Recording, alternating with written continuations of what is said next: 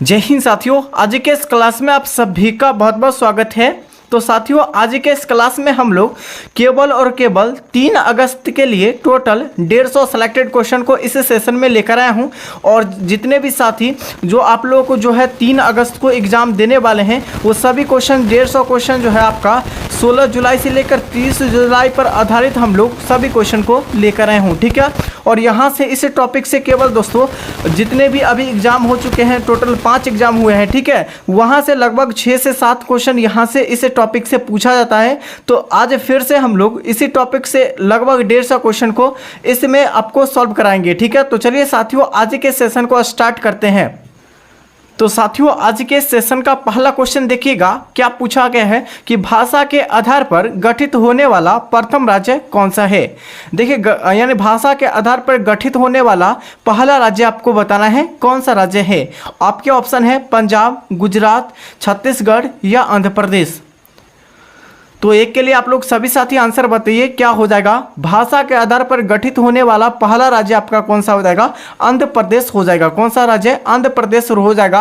और दोस्तों भाषा के आधार पर गठित होने वाला पहला राज्य आंध्र प्रदेश को कब जो है गठित किया गया था, तो इसको याद रखेगा, ये कब 1953 में। ठीक है, 1953 ईस्वी में गठन किया गया था भाषा आधार पर पहली राज्य को, जो कि आंध्र प्रदेश है। ठीक है, यहीं पर पूछा जाए आपके कि पंचायती राज्य व्यवस्था को सबसे यानी कि सर्वप्रथम जो लागू करने वाला पहला राज्य कौन सा है। ठीक है, पंचायती राज व्यवस्था को जो सर्वप्रथम लागू करने वाला पहला राज्य कौन सा हो जाएगा, तो ये आपका हो जाएगा दोस्तों कौन सा राज्य, तो ये आपका राजस्थान हो जाएगा। कौन सा, राजस्थान हो जाएगा। और पंचायती राज व्यवस्था को लागू करने वाला पहला राज्य तो राजस्थान है। इसे कब लागू किया गया था, तो यहाँ पर याद रखिएगा 1959 में लागू किया गया था। कब, 1959 में लागू किया गया था दोस्तों, 1959 में लागू किया गया था। ध्यानपूर्वक इसे भी याद रखिएगा दोस्तों। ठीक है, चलिए अगला क्वेश्चन देखिएगा। अगला क्वेश्चन क्या पूछा गया, नेक्स्ट क्वेश्चन है कि राज्य पुनर्गठन कानून जो है कब पारित किया गया था। देखिए, राज्य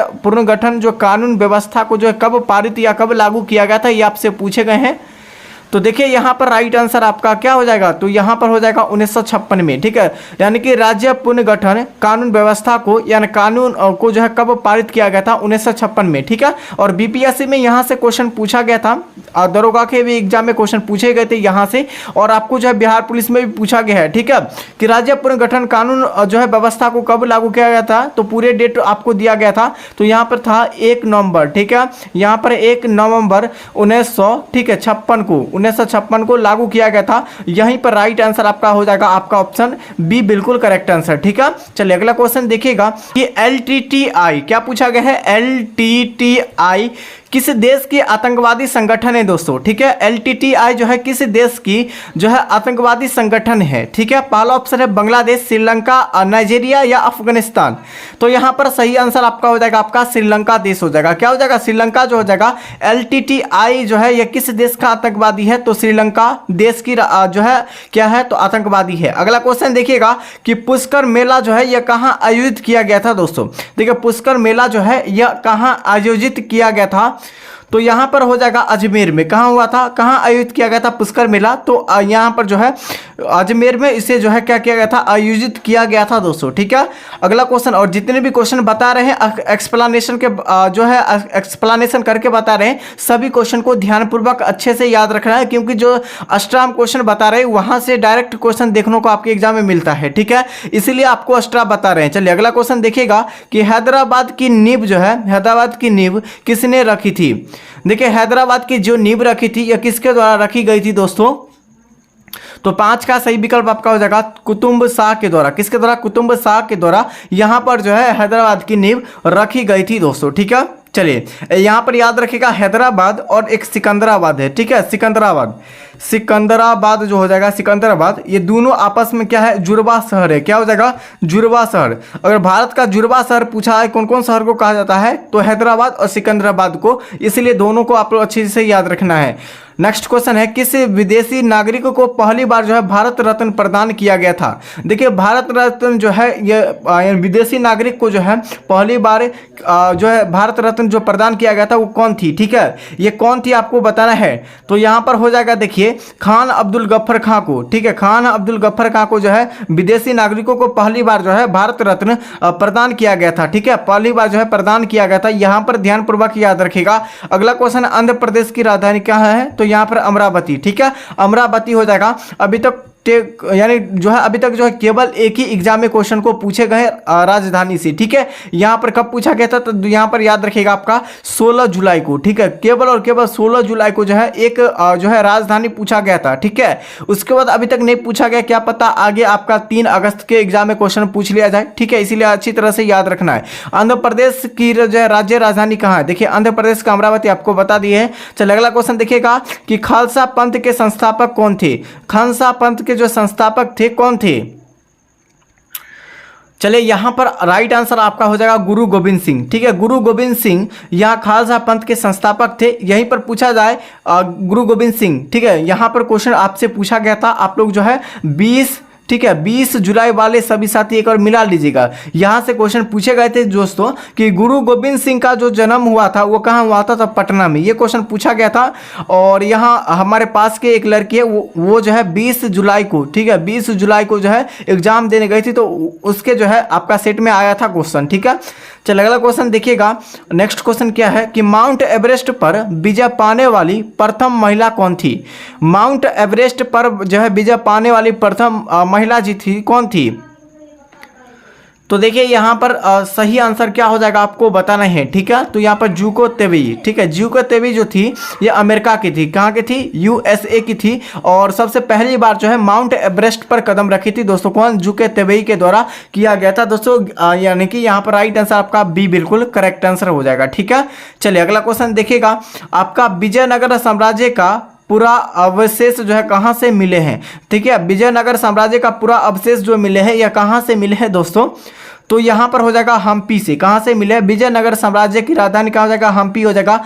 हम्पी किस राज्य में है? तो कर्नाटक में, ठीक है, कर्नाटक में। यहाँ पर याद रहे कर्नाटक। आपको पूछा जाता है डायरेक्ट कि हम्पी जो है किस राज्य में है, 4 ऑप्शन दिया जाता है, वहाँ पर आपको कर्नाटक राज्य मारना है, ठीक है। चलिए अगला देखिएगा, अगला क्वेश्चन क्या नेक्स्ट क्वेश्चन पूछे गए दोस्तों, देखिएगा नेक्स्ट क्वेश्चन क्या पूछा गया है, यहाँ पर आप लोग याद रखिएगा अच्छी तरह से। चलिए एशिया का नोबेल पुरस्कार जो है, एशिया का नोबेल पुरस्कार के यानी कि नाम से जानते हैं, किस नाम से जानते हैं? देखिए एशिया का नोबेल पुरस्कार के नाम से किसे जाना जाता है आपको बताना है, ठीक है।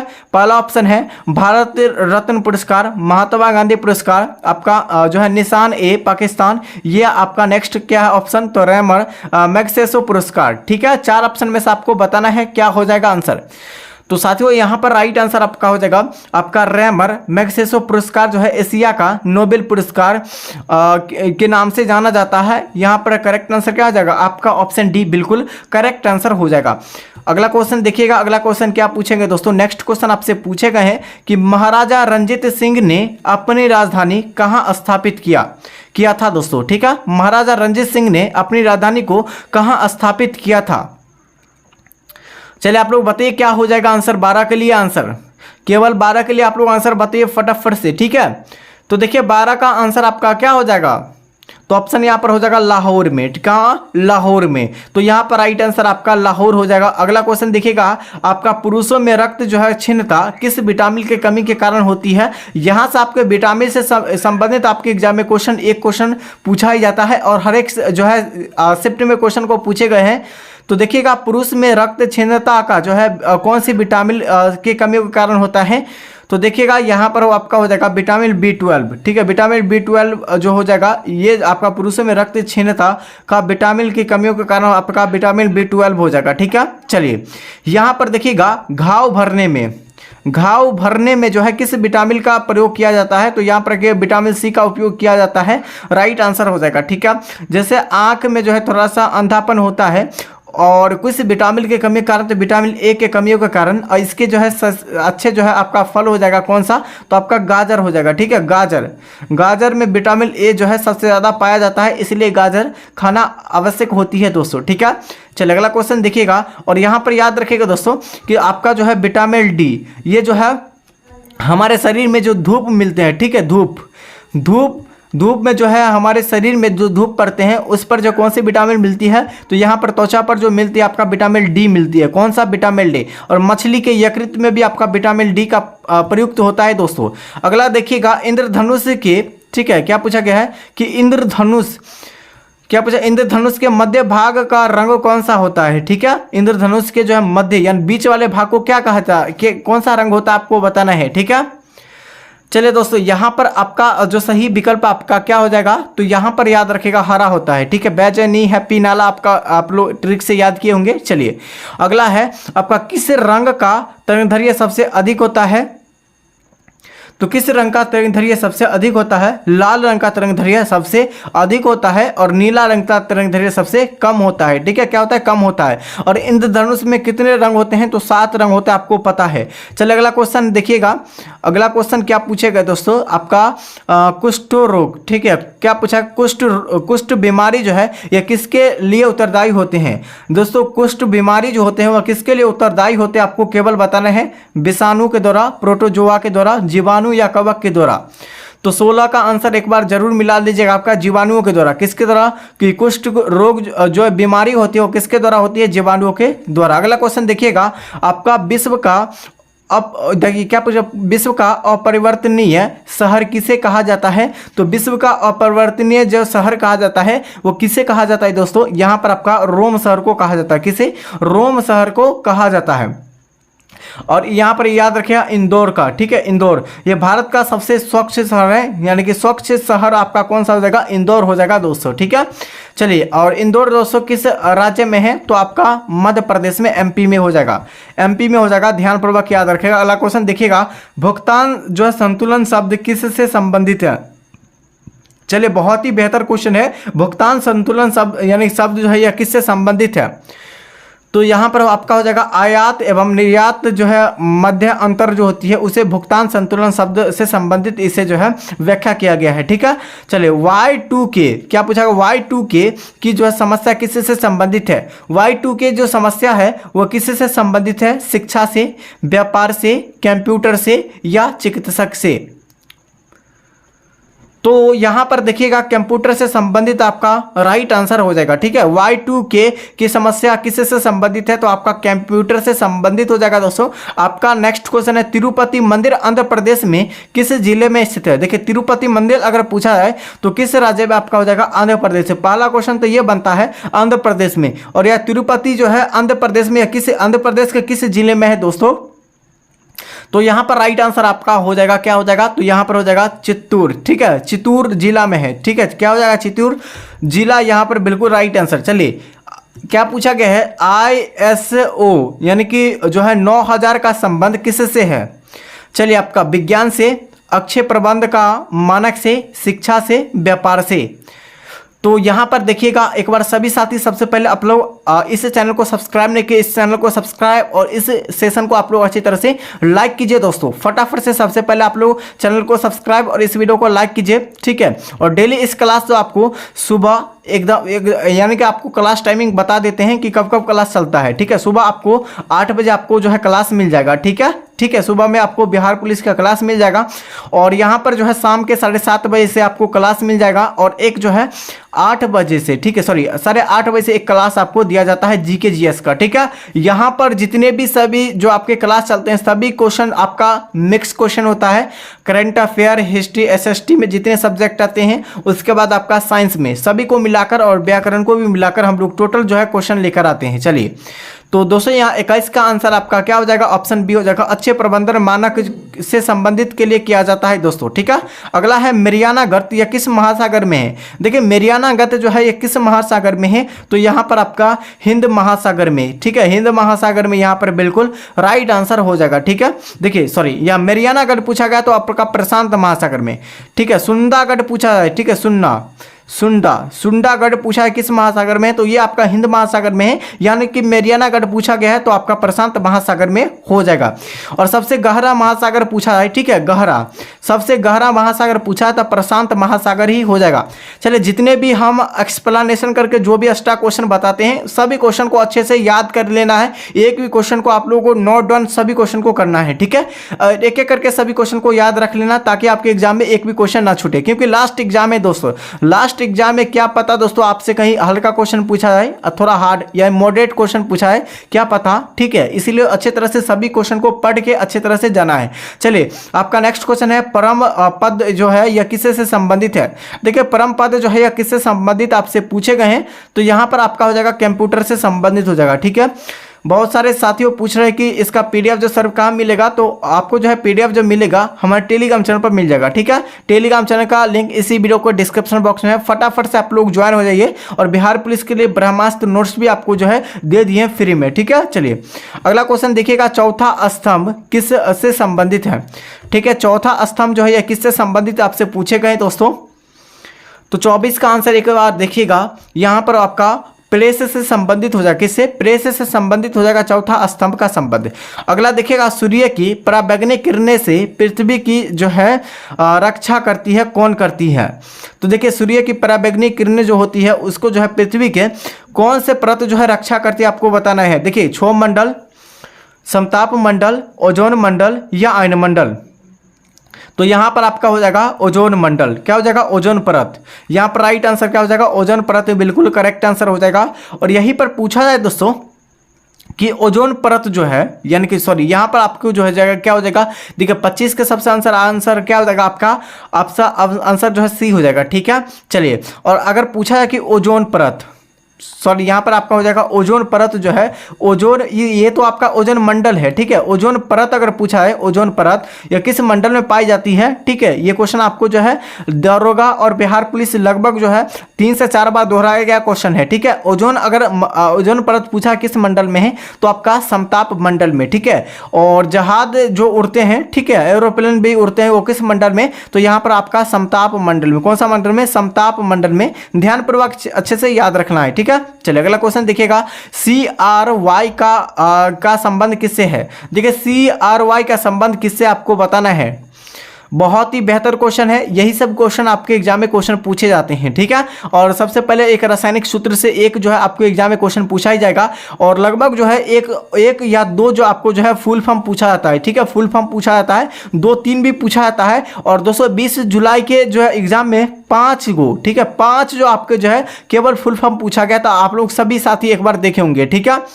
चलिए, यहाँ पर बताइएगा CRY का संबंध किससे है, तो 26 के आंसर आपका क्या हो जाएगा, आपका आंसर सी हो जाएगा, बहिष्कृत बच्चों के कल्याण से संबंधित के लिए CRY संबंधित है। अगला क्वेश्चन है, ऑपरेशन जो है ब्लैक बोर्ड का संबंध किससे है। देखिए, ऑपरेशन ब्लैक बोर्ड का संबंध पूछा गया है, और ऑपरेशन से संबंधित भी क्वेश्चन आपके एग्जाम में पूछे जा रहे हैं, ठीक है। अभी वर्तमान में जो ऑपरेशन जो चल रहा है उससे संबंधित क्वेश्चन पूछे जा रहे हैं दोस्तों, ठीक है। तो ऑपरेशन ब्लैक बोर्ड का संबंध किससे है। चलिए, यहाँ पर 27 का आंसर हम लोग देख लेते क्या हो जाएगा, तो देखिएगा यहाँ पर करेक्ट आंसर आपका हो जाएगा, प्राथमिक विद्यालय में न्यूनतम यानी कि जो सुविधाओं से संबंधित के लिए किया जाता है उपयोग, ठीक है। अगला क्वेश्चन देखिएगा, स्वतंत्र भारत की पहली जो बहुउद्देशीय जो है नदी घाटी कौन सी है, परियोजना आपको बताना है, ठीक है। क्या पूछेगा देखिएगा, स्वतंत्र भारत की पहली बहुउद्देशीय नदी घाटी परियोजना कौन सी है, तो यहाँ पर राइट आंसर आपका क्या हो जाएगा, दामोदर नदी घाटी परियोजना, ठीक है। तो 28 का आंसर आपका सी हो जाएगा, दामोदर नदी घाटी परियोजना। चलिए, अगला क्वेश्चन देखिएगा कि डॉक्टर जो है CB रमन को भौतिक शास्त्र विषय में किस वर्ष नोबेल पुरस्कार प्रदान किया गया था दोस्तों। चलिए, आप लोग बताइए क्या हो जाएगा आंसर, केवल आप लोग आंसर बताइए दोस्तों क्या हो जाएगा, तो आपका आंसर जो आपका हो जाएगा 1930 में, ठीक है, 1930 में यहाँ पर बिल्कुल करेक्ट आंसर हो जाएगा। अगला क्वेश्चन देखिएगा, कितने जो है तापक्रम पर सेंटीग्रेड एवं फ़ारेनहाइट का तापमान जो है समान होता है, ठीक है।